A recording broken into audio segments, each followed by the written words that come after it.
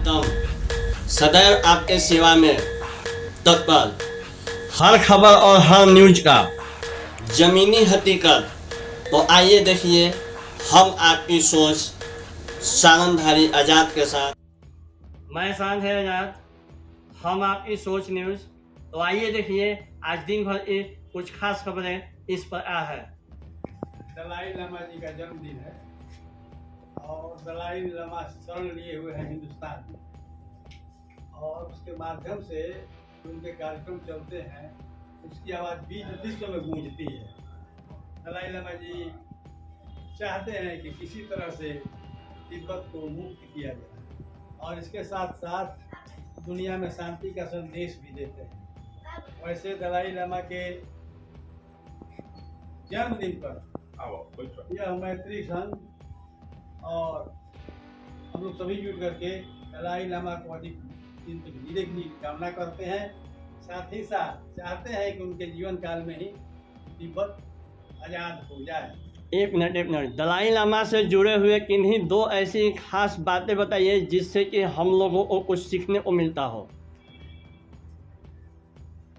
जब तिब्बत को कब्जा में कर लिया, पूरी पंजे में तिब्बत चला गया चीनियों के, तो दलाई लामा ने आकर के हिंदुस्तान में शुरू किया अभियान, और वो थकते नहीं हैं इस मामले में। आशा करते हैं कि तिब्बत हमारा आज़ाद होगा, और इसके साथ ही साथ वे रचनात्मक कार्य भी करते हैं घूम घूम करके, चाहे नेपाल हो चाहे यहाँ हो, कि किस तरह से हमारा संदेश शांति, विश्व शांति के लिए संदेश पहुँचे।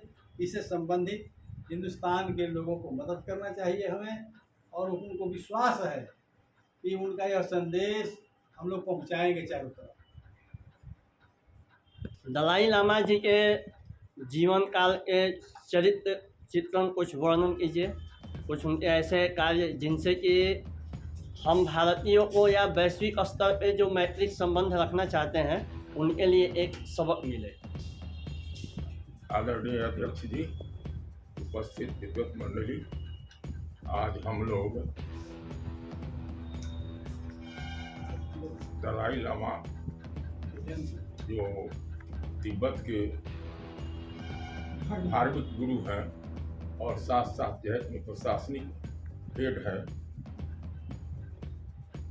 समय कहिए कि जो हमारे पूर्व प्रधानमंत्री पंडित जवाहरलाल नेहरू के ज़माने में ऐसी घटना घटी और उस पर चीन जो चढ़ाई किया, तो किसी तरह से जो वो भाग करके यहाँ आए और उनको शरण दिया गया।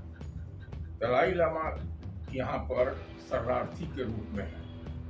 जब तक नेहरू थे कुछ उम्मीद थी, लेकिन उनके बाद वाले जितने हमारे भारत में सरकार आई, उनको जो है कि नहीं जितना मदद करना चाहिए, विश्व को जितना भारत से अपेक्षा थी तिब्बत के संबंध में, वो समझिए कि नहीं कि जीरो के बराबर था। आज भी भारत उनको गया में ला करके, चाहे बनारस में आकर के, काफ़ी शरण के रूप में नहीं आदर दिया जाता है। वे भी जो है भारत के प्रति अच्छा जो है करते हैं, विश्व में घूमते हैं, लेकिन भारत के सरकार के चुप्पी के चलते विश्व कदम नहीं उठा रहा है। दलाई लामा को मेरा अपना मत है, हम अभियान भी चलाए हैं 2-3 महीना पहले हम अभियान चलाए हैं कि ये मेरा निजी मत भी है और देश से भी अपेक्षा करते हैं, सरकार से भी, भारतीय सरकार से अपेक्षा करते हैं कि दलाई लामा के तिब्बत को जो सरकार भारत में अस्थायी रूप से चल रही है उसे मान्यता देना चाहिए। हम तो मान्यता दे चुके हैं, और उससे राजनीतिक भी फायदा है भारत को कि जो सीमा पर जो है कि नहीं जो चल रहा है चाइना से बहुत दिनों से जो है कि तनाव चल रहा है, अभी उसका अंत नहीं हो रहा है।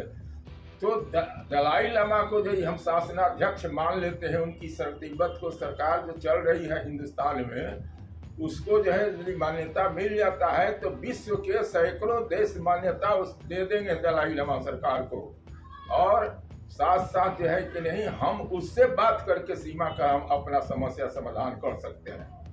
और चाइना से भी हमारा छुटकारा मिल जाएगा जो हम पर सीमा पर बना है। सही रूप में तो भारत और तिब्बत का जो सीमा है वो चाइना से नहीं लगा हुआ है, हमारा सीमा तिब्बत से लगा हुआ है। और उसको जो है कि नहीं करारी हार मानती है हम भारत सरकार के प्रधानमंत्री, पूर्व प्रधानमंत्री जवाहरलाल नेहरू की। और लेकिन उसके बाद भी जो सरकारें आई मजबूत नहीं हुई, दिल से उनको समर्थन नहीं दे रहे। क्यों डरती है दलाई लामा, चाइना से दलाई लामा को आप उतना उनको सुरक्षा देते हैं, हम देते हैं, बचाव देते हैं, और फिर भी उनको दो शब्द है तिब्बत को समर्थन देने का अमेरिका चाहता है। इससे पहले देश चाहते हैं पहले भारत पहल करे। अब भारत कौन क्यों है, भारत के वर्तमान सरकार या पूर्ववर्ती सरकार का जो है गलत जो है नीतियों का पालन इसलिए हम चाहेंगे जनता कम से कम समर्थन दे कर सके। और भारत सरकार को चाहते हो जाता है तो भारत की राजनीति होगी और दलाई लामा की अभियान है साल भर से चला रहे हैं। पहले से तो व्यक्तिगत व्यक्ति देते थे, अब दलाई लामा के सरकार को भारत सरकार मान्यता दे और सरकार जय नहीं की मान्यता दे। लेकिन इसमें भारत सरकार क्या ये अर्जुन किस बात की है? आखिर भारत सरकार इस कार्यक्रम को जो है दलाई लामा को मान्यता क्यों नहीं दे पा रही है? क्यों नहीं दे पा रहे, इतनी कमजोरी है भारत सरकार की। एक तरफ से आप चाइना से बात करें हमारा दुश्मन है, पाकिस्तान से बात करें दुश्मन है, और उसको शर्म दे करके हम सरकार चला रहे हैं। सरकार को बाहर से कुछ ना कुछ शर्म आता है, हम दे देते हैं।